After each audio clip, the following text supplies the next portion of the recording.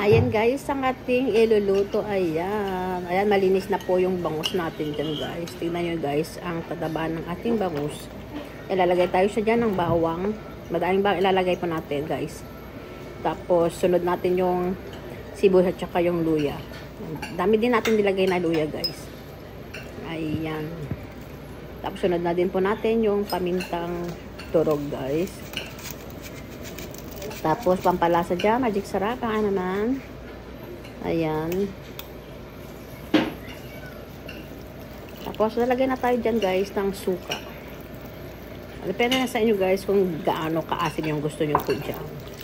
Kaya na po, bahala mag-adjust kung gaano karami ilalagay nyo, guys. Ayan. Ayan, sanalang na natin yan, guys. Ayan natin napakita yung pagsalang. Ayan na.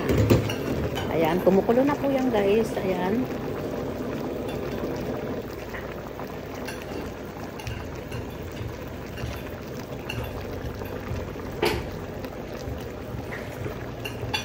Tapos yan, maglagay tayo dyan ng patis. Depende na sa inyo guys, patis or asin ang ilalagay nyo.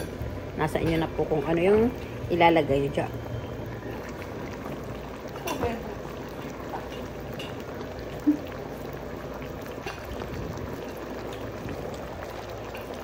Sarap ng bangus guys. Oh, yung tataba. Yan, sunod natin ilalagay yung gulay dyan guys. Yung talong. O yan, kasi sayang yung talong naman. Sa paksiw yung may gulay guys.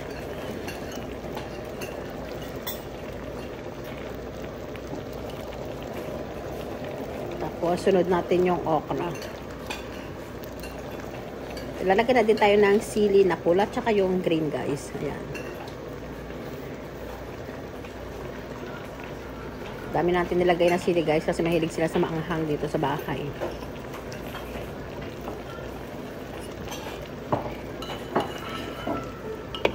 Tapos tatakpan natin yan guys. Antayin natin siyang maluto.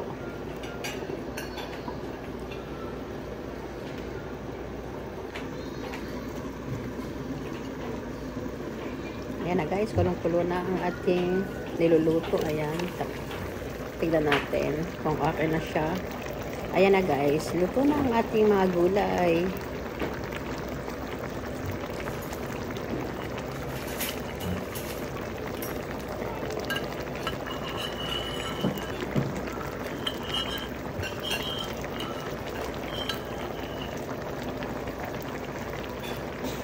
Ayan na po guys. Ready to serve na po ang ating paksiw na bangus guys. Ayan.